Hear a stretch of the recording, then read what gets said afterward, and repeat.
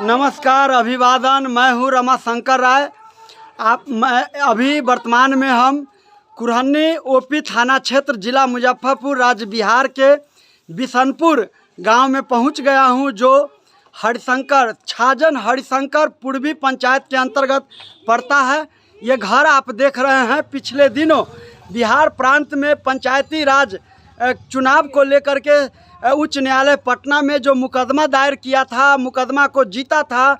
निष्पक्ष चुनाव और विश्वसनीयता को लेकर के वीवीपैट के मामला पर उन बिंदु पर चुनाव केस जीतने वाले व्यक्ति डॉक्टर उमाशंकर सहनी जी का ये घर है। कहा जाता है झोपड़ी में गुदरी के लाल जन्म लेते हैं, पैदा लेते हैं। इसी तरह के घर में पैदा लेकर के अब सूबे ही नहीं देश में अपनी पहचान बनाने वाले डॉक्टर उमाशंकर सहनी जी का ये घर का गलियां हैं। ये यहाँ अभी पंचायत चुनाव में भाग लिए हैं, मुखिया का चुनाव लड़ रहे हैं। मैं यहाँ आकर के उनसे आपको RSR लाइव के दर्शकों को उनसे बात करा करके खास करके पंचायत चुनाव के बिंदु पर कुछ बातें करते हैं कि क्या हुआ उस पंचायती चुनाव के संबंध में हम सवाल करते हैं। डॉक्टर उमाशंकर सहनी जी, नमस्कार। नमस्कार।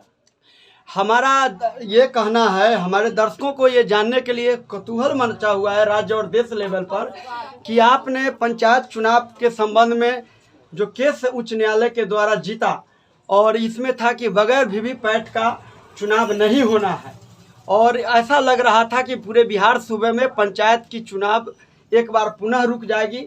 हाईकोर्ट के माननीय जज के द्वारा उस पर स्टे की बात भी आई कि जब तक वीवीपैट नहीं लगेगा वह रुकेगा। फिर भी बिहार में चुनाव हो रही है। लोगों के अंदर में ये आज भी जिज्ञासा बना हुआ है कि आखिर उन बिंदुओं पर क्या हुआ। संक्षेप में हमारे दर्शकों को इस संबंध में पूरी डिटेल्स बताएं।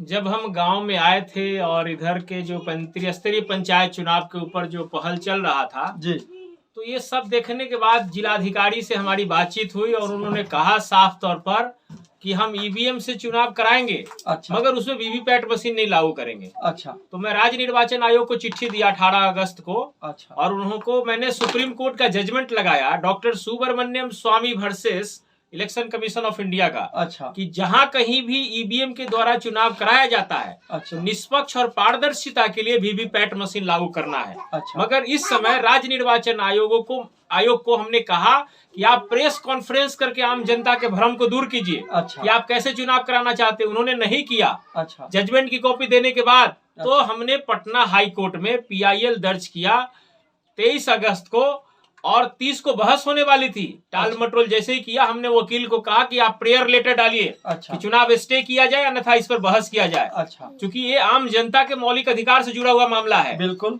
ये धोखे में डाल के चुनाव आयोग चुनाव कराना चाहती है, हम लोग बर्दाश्त नहीं करेंगे। अच्छा। तो 13 अक्टूबर को इस पर बहस हुई और वो केस हम जीत गए। राज्य निर्वाचन आयोग ने भी निर्देशित किया और कहा 4 हफ्ते के अंदर बताया जाए कि आप वीवीपैट मशीन क्यों नहीं लागू कर रहे हैं। उच्च न्यायालय ने, और वो 4 हफ्ता 20 तारीख को खत्म हो गया। अच्छा। आज 23 तारीख को है, 5वें चरण का चुनाव कल होने वाला है। अच्छा। बिना वीवीपैट के चुनाव करा रहा है, ये धोखे में डाल के चुनाव करा रहा है चुनाव आयोग। अच्छा। अब मैं यहाँ पर इस समय कैंडिडेट हूँ, मुखिया का चुनाव के प्रत्याशी भी हूँ। आम जनता को मैं ये बातें कहा कि आपका वोट आपका होकर भी आपका नहीं है। वो कैसे? वो अब आप हमको मोतियों के माला छाप के सामने बटन दबाएंगे, वो वोट हम में ही गया, इसका क्या प्रूफ है? कोई प्रूफ नहीं है। कहने का मतलब है डॉक्टर उमाशंकर सहनी कह रहे हैं कि जो सर्वोच्च न्यायालय में डॉक्टर सुब्रमण्यम स्वामी जो केस जीते उच्च न्यायालय में, सर्वोच्च न्यायालय में, उसमें था कि बगैर वीवीपैट के जो ईवीएम है विश्वसनीयता साख नहीं बना पाती है, क्योंकि जनता के लिए जो निर्धारित हुआ पर्ची जो 7 सेकंड दिखाई देगा वह पंचायत चुनाव में वो दिखाई नहीं दे रहा है। तो इस बिंदु पर ये सिलसिलेवार आपको बताए, वही चीज़ बता रहे हैं कि जो 5वां चरण बिहार में पंचायत चुनाव का है, जनता कैसे जाने कि हमने अपना वोट अपने पसंदीदा चहेते उम्मीदवार को दिया है। क्या यही ना आपका नजर? यही सबसे बड़ा मामला है कि इस वक्त हम अपना मनपसंद आदमी को मुखिया बनाना चाहते हैं, जिला परिषद बनाना चाहते हैं, पंचायत समिति बनाना चाहते हैं या वार्ड में चुनाव जिताना चाहते हैं जी। तो हमारा वोट उसी में गया, इसका कोई साक्ष्य नहीं है। चुनाव आयोग ने वीवीपैट मशीन नहीं लगाया। अब आप क्या करेंगे? यह साक्ष्य तो नहीं मिला। मैं यहाँ कैंडिडेट हूँ, मुखिया का उम्मीदवार हूँ जी। और मैंने लोगों से वोट नहीं मांगा, लेकिन जिन लोगों ने कहा कि आपके लड़ाई से मैं सहमत हूं, मैं आपको वोट देना चाहता हूं, अच्छा। हमने कहा जाके चुनाव बूथ पर आप बटन टिप के आइए, ठीक। और हम 10 दिन के बाद आपके घर पे आएंगे और एक ग्रुप एफिडेविट करेंगे। अच्छा। जिसमें 3000 लोगों की सहमति हमने पाए हैं। अच्छा। और ये 3000 लोगों का प्रूफ लेकर हम हाई कोर्ट में जाने वाले हैं। अच्छा अच्छा। जो कंटेम्प्ट ऑफ कोर्ट जो करेंगे उसमें ये भी साक्ष्य लगाएंगे हमने कि इतने लोगों ने हमें एफिडेविट करके दिया कि हमने वोट दिया।